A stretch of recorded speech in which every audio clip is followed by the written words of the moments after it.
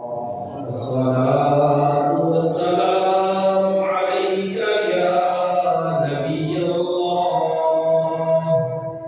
وعلى آلك وأصحابك يا خاتم النبيين. حمد و ثنا کے بعد میرے معزز و محترم سامعین کرام، آج ماہ رجب المرجب کی 27 تاریخ جو رات گزر گئی وہ تھی شب معراج، 27ویں رجب المرجب۔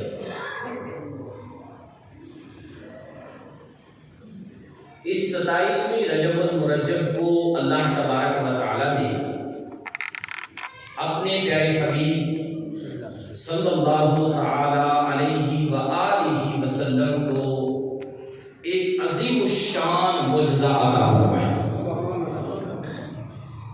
بظاہر تو ایک ہی معجزہ ہے، معجزہ معراج، لیکن اگر غور کیا جائے تو اس کے اندر بہت سارے معجزات کا ضرور ہوتا ہے۔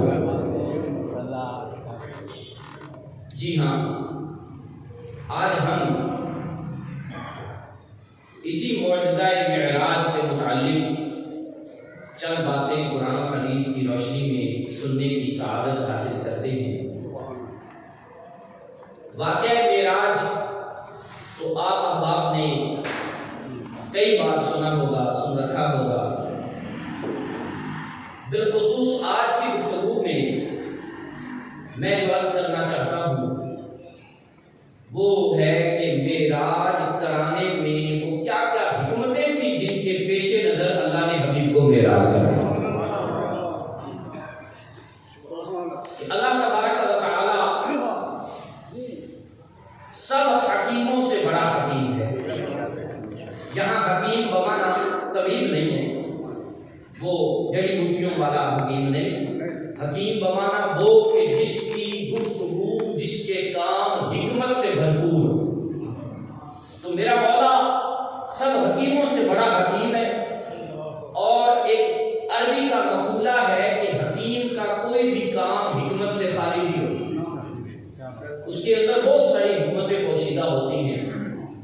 حقیقت حال تو میرا اللہ جانتا ہے یا وہ حبیب جانے جنہیں رب نے معراج کرائی، لیکن انسانی عقل جہاں تک پہنچتی ہے، علماء، محدثین نے، مفسرین نے اس آیت کریمہ اور واقعہ معراج کے متعلق احادیث پر جب غور کیا، تفکر کیا، تو جتنی حکمتیں ان کے سمجھ میں آئیں، ہر کسی نے اپنے اپنے حساب سے انہیں تحریر فرمایا۔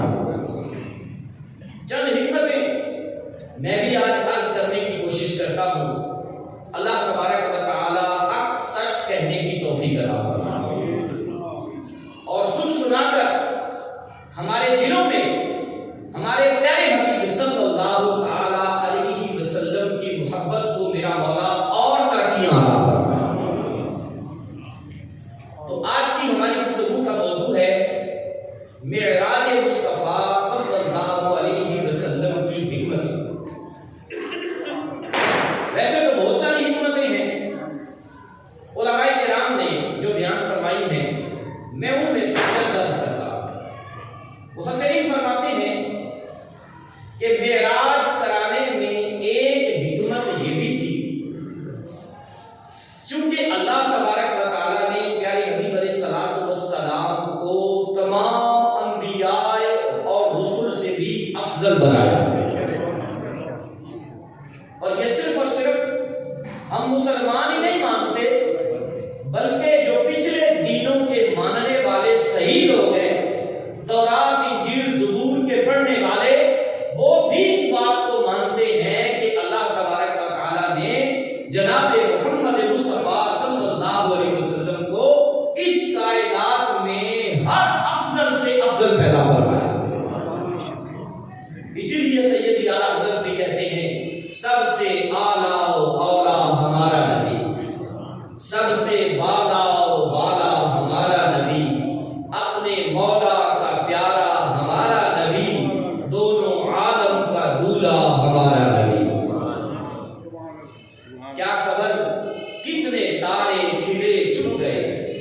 اس سے مراد ہے انبیاء کا تشریف لانا، یعنی ہمیں معلوم ہی نہیں، ان کی تعداد ہی معلوم نہیں. جو کہا جاتا ہے وہ بھی یہی کہا جاتا ہے کم و بیش 1,24,000، لیکن حتمی تعداد نہیں معلوم. اس لیے کہا گیا کیا خبر کتنے تارے کھلے چھپ گئے پر نہ ڈوبے نہ ڈوبا ہمارا نبی. ہمارے نبی کا جو سورج ہے وہ جب سے طلوع ہوا وہ نہ ڈوبا ہے نہ کبھی ڈوبے گا. اللہ نے ہمیشہ ہمیشہ کے لیے ہمارے پیارے نبی کو نبی اور رسول بنا کر بھیجا. میرے آقا صلی اللہ تعالی علیہ وسلم سے قبل انبیاء کو اللہ تبارک و تعالی نے مختلف معجزات عطا فرمائے، اور معجزہ اللہ کے نبی کی نبوت پر ایک دلیل ہوتا ہے. اور مختلف انبیاء علیہ السلام کی معجزات کی تعداد ہے، کسی کو کتنے تو کسی کو کتنے. لیکن جب میرے اور آپ کے سونے آقا صلی اللہ علیہ وسلم کی باری آئی تو ایک فارسی کا شاعر کہتا ہے حسن یوسف دم عیسیٰ ید بیضا داری آنچ خوبا ہما دارن تو تنہا داری. فارسی کا شاعر کہتا ہے یوسف علیہ السلام کا حسن، موسیٰ علیہ السلام کا ید بیضا کا معجزہ، عیسیٰ علیہ السلام کا دم کرنے کا معجزہ، سب اپنی جگہ اللہ نے سارے اکٹھے کر کے تیری ذات کو بنا دیا. حسن یوسف دم عیسیٰ ید بیضا داری آنچ خوبا ہما دارن تو تنہا داری. تو اللہ تبارک و تعالیٰ نے جناب سیدنا سلیمان علیہ السلام کو نبوت کے ساتھ ساتھ حکومت بھی عطا فرمائی، اور آپ کے قبضے میں کائنات کی ہر شے کو دیا. وحوش و طیور، چرند پرند، ہوا، جنات، ہر شے جناب سلیمان علیہ السلام کے قبضے میں تھی. میرے آقا علیہ السلام وہ ہے جو سلیمان نبی کے بھی نبی بن کے تشریف لائے. کہ سلیمان علیہ السلام کے نبی بھی میرے حضور ہیں، تو میرے آقا صلی اللہ علیہ وسلم کی حکومت پھر کتنی ہے؟ تو پھر بتانا یہ مقصود تھا لوگوں، سلیمان علیہ السلام بھی اللہ کے نبی ہیں، بڑی شان والے ہیں، عظمت والے ہیں. اللہ نے نبوت کے ساتھ ساتھ انہیں حکومت اور بادشاہت بھی دی ہے، مگر حبیب پاک وہ ہے جنہیں صرف زمین کی نہیں بلکہ آسمانوں کی بادشاہی بھی محبوب کو عطا فرمائی. مصطفیٰ کریم صلی اللہ علیہ وسلم اپنی اس شان کے متعلق اظہار کرتے ہوئے فرماتے ہیں لی وزیرا فی الارض و وزیرا فی السماء. فرمایا میرے دو وزیر زمین پر ہیں، دو وزیر آسمانوں پر ہیں. دو وزیر زمین پر ہیں اور دو، اور ہر بندہ جانتا ہے کہ وزیر اسی کے ہوتے ہیں جو خود بادشاہ ہوتا ہے، جو خود شہنشاہ ہوتا ہے اس کے کیا ہوتے ہیں؟ وزیر. تو حضور نے گویا بتا دیا جناب سلیمان علیہ السلام کی حکومت ہے زمین پر، اور مجھے رب نے زمین کی حکومت بھی دی ہے، آسمان کی حکومت بھی عطا فرمائی.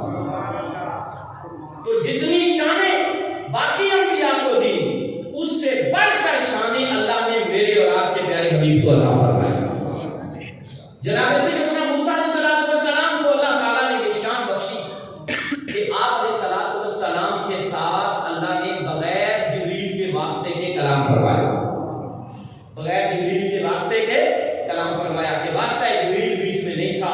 اللہ ڈائریکٹ کلام فرماتا ہے، اللہ کے نبی جناب موسیٰ سن لیتے.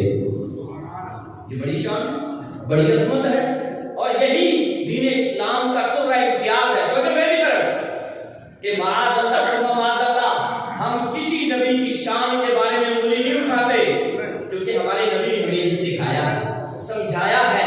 ہم نبیوں کے بارے میں باتیں نہیں کرتے، ہم یہ کہتے ہیں اللہ نے ہر نبی کو شان والا بنایا، ان شان والوں سے بھی بڑی شان میرے محمد کو عطا فرمائی. اللہ یا رسول اللہ یا جناب موسیٰ علیہ السلام کی بڑی شان ہے.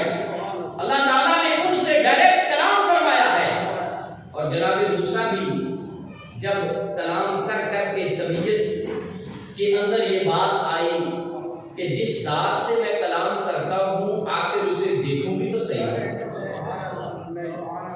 اور یہاں علماء فرماتے ہیں کہ یہ نا انسانی طبیعت ہے یہ طبعی معاملہ ہے، طبعی معاملہ ہے کہ آپ اگر کسی سے بات کرتے ہو عرصہ دراز سے فون پر، تو ایک موقع آئے گا کہ دل کرے گا جس سے فون پر بات کرتا ہوں اس کو دیکھوں بھی تو صحیح نا، اس کو دیکھوں بھی تو صحیح نا۔ اسی طبیعت کے پیش نظر جناب موسیٰ علیہ السلام عرض کرتے ہیں مالک کریم میں تیرا دیدار کرنا چاہتا ہوں، میں تجھے دیکھنا چاہتا ہوں۔ اللہ رب العالمین نے جواب کے طور پر ارشاد فرمایا لن ترانی موسیٰ تو مجھے ہرگز نہیں دیکھ سکتا۔ صرف یہی نہیں کہا تو نہیں دیکھ سکتا بلکہ تاکید لگا دی لن ترانی تو ہرگز نہیں دیکھ سکتا۔ جناب موسیٰ علیہ السلام کوہ طور پر آئے، اللہ نے تجلی ڈالی، فخر موسیٰ صاعقا، موسیٰ علیہ السلام زمین پر تشریف لے آئے، وہ سارا معاملہ ہو چکا۔ اب اگر حضور کے لیے بھی یہ شان نہ ہوتی، اگر حضور کے لیے بھی یہ شان نہ ہوتی تو پھر کیسے ہم کہہ سکتے تھے کہ میرے نبی تو وہ ہیں جنہیں اللہ نے موسیٰ کا بھی نبی بنایا؟ تو رب العالمین نے میرے پیارے حبیب علیہ السلام کو وہ شان بخشی جو کسی اور نبی کو نہیں عطا فرمائی، اور وہ شان یہ ہے کہ حبیب کو دولہا بنا کر، حبیب کو دولہا بنا کر براق پہ بٹھا کر فرشتوں کی جماعت ساتھ بھیج کے اپنے حبیب کو مسجد الحرام سے مسجد اقصی کی سیر کرائی، مسجد اقصی میں آ کر سارے نبیوں کی امامت کروائی، وہاں سے ساتوں آسمانوں کی سیر کرائی، جنت و دوزخ کی سیر کرائی، سدرۃ المنتہا سے بھی گزر گئے، لا بتا کر پہنچ گئے۔ ارے محبوب وہاں پہنچ گئے جس کے حال کا یا اللہ کو معلوم ہے یا خود مصطفیٰ کو معلوم ہے۔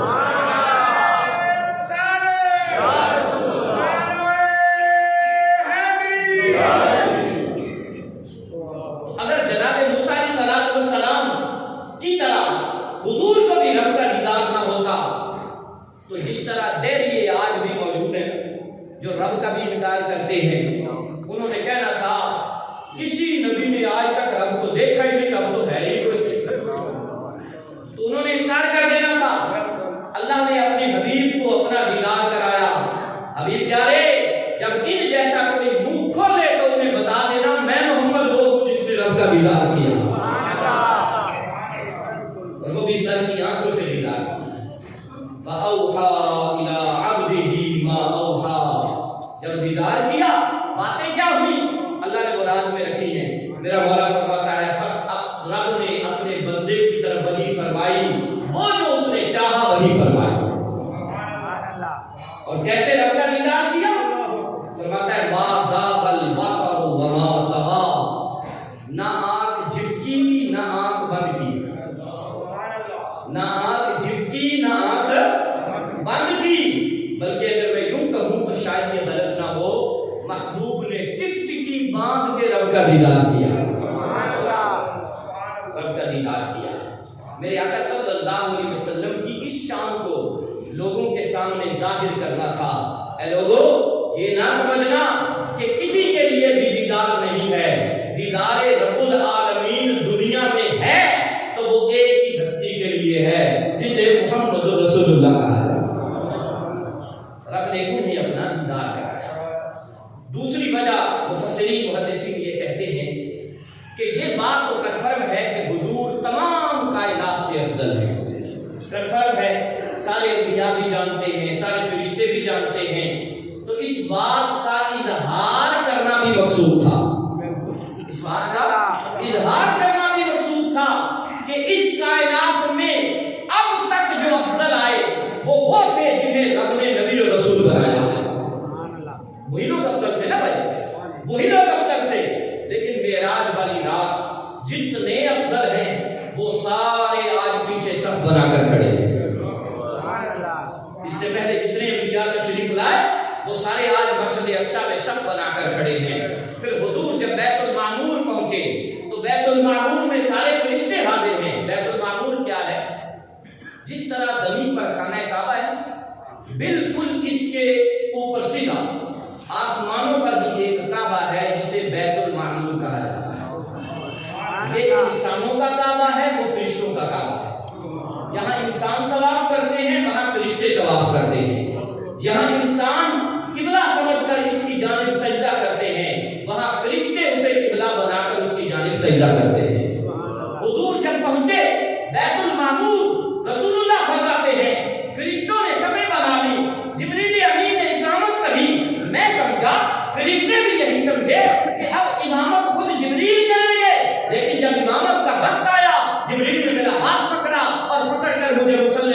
لیا, کہا یا رسول اللہ امامت کیجیے, کہ امامت کا منصب آج رب نے آپ کو عطا فرمایا.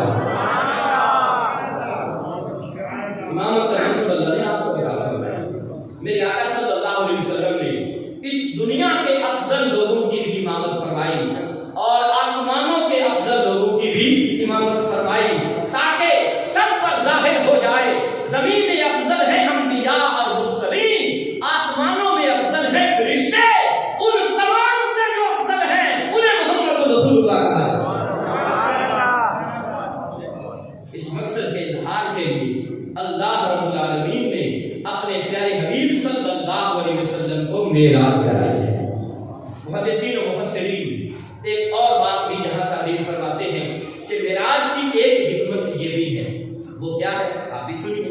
فرماتے ہیں کہ ایک مرتبہ آسمان اور زمین کے درمیان آپس میں مکالمہ ہوا.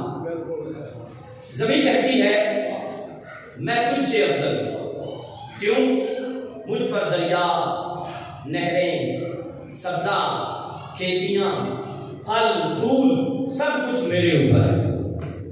آسمان نے کہا بالکل ٹھیک کہا تم نے, لیکن اے زمین سن, ستارے میرے اوپر, چاند میرے اوپر, سورج میرے اوپر, اگر میرا سورج طلوع نہ ہو تو تجھ پر اندھیرا رہے. یہ سب کچھ رب نے مجھے دیا ہے. اب زمین بولی, اس نے کہا میرے اوپر خانہ کعبہ ہے جسے بنایا اللہ کے نبیوں نے ہے اور بسایا محمد رسول اللہ نے ہے, جس کا انسان طواف کرتے ہیں, جس کی طرف رخ کر کے سجدہ کرتے ہیں, جسے آباد کیا ہے انسانوں نے, مسلمانوں نے. آسمان نے کہا بالکل ٹھیک, تیرے اوپر خانہ کعبہ ہے, بیت اللہ ہے, لیکن زمین سن, اللہ نے بیت المعمور مجھے بھی عطا فرمایا. اگر وہ انسانوں کا قبلہ ہے تو میرے اوپر وہ بیت المعمور ہے جو فرشتوں کا قبلہ ہے. تیسری بار پھر زمین بولی تو زمین نے کہا اے آسمان سن, تیرے اوپر چاند ہے, ستارے ہیں, سورج ہے, سب کچھ ہے, جنت بھی ہے, اور تیرے اوپر بیت المعمور بھی ہے, لیکن جس محمد عربی کی خاطر اللہ نے کائنات کو بنایا وہ محمد عربی تو میرے پاس تشریف فرما ہے. دوسرے لفظوں میں ہم یوں بھی کہہ سکتے ہیں کہ زمین نے کہا مدینہ ایک ہی ہے اور وہ مدینہ تو رب نے مجھے عطا فرمایا ہے. آسمان پر کوئی مدینہ تو نہیں ہے نا, مدینہ تو رب نے مجھے ہی عطا فرمایا ہے.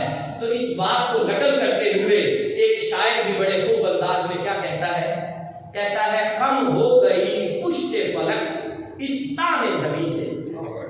زمین نے دیا تانا اور آسمان کی کمر جھکے. خم ہو گئی پشت فلک اس تانے زمین سے. کیا تانا دیا؟ زمین کہتی ہے سن سن, ہم پہ مدینہ ہے یہ رتبہ ہے ہمارا. اے آسمان سن, ہم پہ مدینہ ہے یہ رتبہ ہے ہمارا. آسمان کو یہ تانا لگا تو آسمان نے پھر عرض کی مالک کریم آج زمین مجھ سے بڑھ گئی. زمین نے مجھے تانا دے دیا کہ جناب محمد عربی تو میرے پاس ہے نا, وہ تو میرے اوپر چلے ہیں نا, انہوں نے تو زندگی ادھر بسر کی ہے نا, وہ تو آج آرام بھی فرمان ہے تو زمین پر آرام فرمان ہے نا. تو زمین نے مجھے تانا دیا ہے. اے مالک کریم اس پیارے حبیب کو جن کی خاطر تو نے کائنات کو بنایا ہے ذرا آسمانوں پر بھی بلانا, آسمانوں پر بھی بلانا کہ وہ جب آئیں اپنے قدم لگائیں آسمان پر تو میں بھی زمین سے کہہ سکوں کیا ہوا زمین, تیرے پاس زیادہ دیر رہے لیکن کچھ دیر کے لیے ان کے قدم میرے اوپر بھی لگے. تو پیارے حبیب صلی اللہ علیہ وسلم کو اللہ نے جو معراج کرائی اس کی حکمتوں میں سے ایک حکمت یہ بھی ہے, ایک حکمت یہ بھی ہے کہ زمین کی بات پر جب آسمان کو تانا لگا تو آسمان نے التجا کی, اللہ نے پیارے حبیب کو معراج عطا فرمائی. پیارے حبیب کو معراج عطا فرمائی ہے. جی ہاں, علماء فرماتے ہیں معراج کی حکمتوں میں سے, معراج کی حکمتوں میں سے ایک حکمت یہ بھی ہے کہ اللہ تبارک و تعالیٰ نے قرآن کریم میں ارشاد فرمایا ان اللہ اشتری من المؤمنین انفسهم واموالهم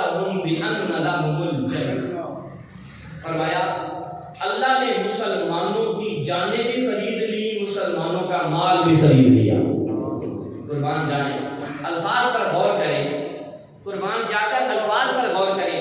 میرے رب کی کرم نوازی دیکھیے، نہ جان اپنی ہے نہ مال اپنا ہے۔ آپ میں سے کسی کا اپنا ہے؟ بولو تو صحیح ہے؟ جان بھی دی ہے تو کس نے؟ رب نے۔ مال بھی دیا ہے تو کس نے؟ رب نے۔ خود ہی دیا ہے اور خود ہی ہماری جانیں اور مالیں ہم سے خریدتا ہے۔ واہ واہ۔ بدلے میں کیا دیتا ہے؟ بِأَنَّ لَهُمُ الْجَنَّةَ، کہ بدلے میں رب نے تمہیں جنت عطا فرمائی۔ بدلے میں اللہ نے کیا عطا فرمائی؟ جنت عطا فرمائی۔ توجہ میری طرف، سودا کیا رب نے ہم سے، رب خریدنے والا ہم بیچنے والے، رب خریدنے والا ہم بیچنے والے۔ اس چیز کا سودا رب نے خریدی ہم سے جانیں، خریدے ہم سے مال، بدلے میں دی ہمیں جنت، بدلے میں دی ہمیں جنت۔ اب اللہ تبارک و تعالیٰ تو سب کچھ جانتا ہے، اس نے تو جنت کو بنایا ہے، اس نے تو ہماری جانوں کو بھی تخلیق فرمایا ہے، اس نے تو ہمارے مال کو بھی تخلیق فرمایا ہے، اسے تو کسی شے کی ضرورت نہیں کہ وہ دیکھے، لیکن ہم نے تو جنت نہیں دیکھی نا۔ اللہ نے اپنے حبیب کو وکیل بنایا سارے مسلمانوں کا، کہا حبیب تو آ جنت میں پھیرا پا جا، پھر جا کے انہیں بتا دینا کہ جو جنت رب نے تمہارے لیے بنائی ہے میں وہ دیکھ کر آیا ہوں، اتنی سونی ہے، اور عبادت کرو، رب کو راضی کرو، رب بدلے میں تمہیں وہ جنت عطا فرمائے۔ نعرہ تکبیر، نعرہ رسالت، نعرہ حیدری، نعرہ تحقیق، نعرہ غوثیہ۔ میرے آقا صلی اللہ تعالیٰ علیہ وسلم کو جو اللہ تبارک و تعالیٰ نے معراج کرائی، علماء فرماتے ہیں اس کی حکمت یہ ہے کہ رب نے حبیب کو وہ جنت دکھائی اور دکھا کر فرمایا حبیب اب جا، اور جا کر اپنے غلاموں کو بتا دے، وہ یہ نہ کہہ کے رکھیں کہ رب نے جنت تو بدلے میں دی ہے، دیکھی تو ہم نے ہے نہیں۔ یہ کیسا سودا ہے کہ ہم نے تو وہ دیکھی نہیں، تو رب نے فرمایا حبیب اگر انہوں نے نہیں دیکھی تو کیا ہوا، میں نے تمہیں ان کا وکیل بنا دیا۔ سبحان اللہ۔ تو دیکھ، اور دیکھنے کے بعد جا، اور جا کر انہیں بتا دے اے لوگو اگر میری اطاعت کرو گے، اللہ کا حکم مانو گے تو رب ایسی جنت دے گا، اس میں نعمتیں ایسی ایسی ہیں کسی آنکھ نے وہ دیکھی نہیں، کسی آنکھ نے وہ دیکھی نہیں، کسی کان نے وہ سنی نہیں، کسی کے دل پر آج تک ان کے متعلق سوچ نہیں آئی۔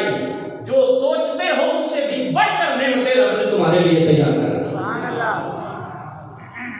یہاں پر ایک اور بات بڑی ذہن میں آئی، عرض کرتا چلا جاؤں۔ پیارے آقا صلی اللہ علیہ وسلم کو اپنی امت سے محبت کتنی ہے، پیار کتنا ہے۔ اللہ تبارک و تعالیٰ کے انبیاء میں سے دو نبی ایسے ہیں جنہیں اللہ کے حکم سے ابھی تک بھی موت نہیں آئی اور وہ آسمانوں پر زندہ ہیں۔ سبحان اللہ۔ ایک ہے حضرت ادریس علیہ السلام اور دوسرے ہیں حضرت عیسیٰ علیہ السلام۔ عیسیٰ علیہ السلام اور ادریس علیہ السلام۔ ادریس علیہ السلام نے التجا کی تھی مولا جو جنت تو نے ہمارے لیے بنائی ہے، تیرا حکم تو یہ ہے کہ مرنے سے پہلے کوئی اسے نہیں دیکھ سکتا، لیکن میں تیرا نبی ہوں، میرا دل چاہتا ہے کہ میں وہ جنت پہلے دیکھ لوں۔ سبحان اللہ۔ میرا دل چاہتا ہے کہ میں وہ پہلے دیکھ لوں۔ یہاں تک پھر ایک جملہ بولوں گا، نبیوں کی چاہت میں اور امتی کی چاہت میں زمین و آسمان سے بھی بڑا فرق ہوتا ہے، زمین و آسمان سے بھی بڑا فرق ہوتا ہے۔ میں چاہوں، میرا رب نہ چاہے، میرے چاہنے سے کیا ہوگا، لیکن جب اللہ کا نبی چاہتا ہے تو رب بھی وہی چاہتا ہے۔ خدا کی رضا چاہتے ہیں دو عالم، خدا چاہتا ہے رضائے محمد صلی اللہ علیہ وسلم۔ کیا میں چاہوں کہ میں جیتے جی جنت دیکھنا چاہتا ہوں تو کیا دیکھ سکتا ہوں؟ اللہ کی مرضی، لیکن وہ دکھاتا ہی نہیں ہے۔ اس نے فرما دیا کہ مرنے سے پہلے میں کسی کو نہیں دکھا۔ جناب ادریس علیہ السلام نے چاہا تو وہ اللہ کے نبی ہیں، اللہ نے انہیں جنت کی سیر کرائی۔ اب جب انہوں نے جنت کی سیر کر لی نا تو ارشاد ہوا ہے میرے نبی سیر کر لی جنت کی؟ جی مولا کر لی۔ اب کیا خیال ہے؟ عرض کرتے ہیں مالک میرا تو نہیں دل چاہتا واپس جانے کا، سبحان اللہ۔ میں نے تو ادھر ہی رہنا ہے، میں نہیں واپس جاؤں گا۔ پھر یہی جملہ، میں چاہوں تو کچھ نہیں ہوگا، اللہ کا نبی वही कर देता है। सुभान अल्लाह। अल्लाह रब्बुल आलमीन इरशाद फरमाता है, ऐ मेरे नबी इदरीस, हुक्म मेरा यही है कि जो आता है वो वापस जाएगा, फिर उस पर मौत आएगी, फिर वो जन्नत में आएगा। लेकिन अगर तू चाहता है तो ठीक है, फिर रह जन्नत में। और जब हुजूर अलैहिस्सलाम ने जन्नत का दीदार किया, तवज्जो से आप जुमले सुनिएगा, अकेली जन्नत ने जन्नत बनाने वाले रब का दीदार किया। सुभान अल्लाह। ये सबसे बड़ी नेमत, इससे बड़ी कोई नेमत नहीं। दीदार बारी ताला, अल्लाह का दीदार।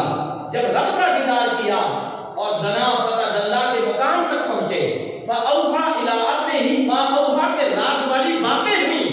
उस मकाम पर भी पहुंचकर जब रब ने फरमाया, हबीब प्यारे अब तेरी क्या तमन्ना है, तो हुजूर अर्ज करते हैं, मौला मुझे तो मेरी उम्मत याद आ रही है। सुभान अल्लाह।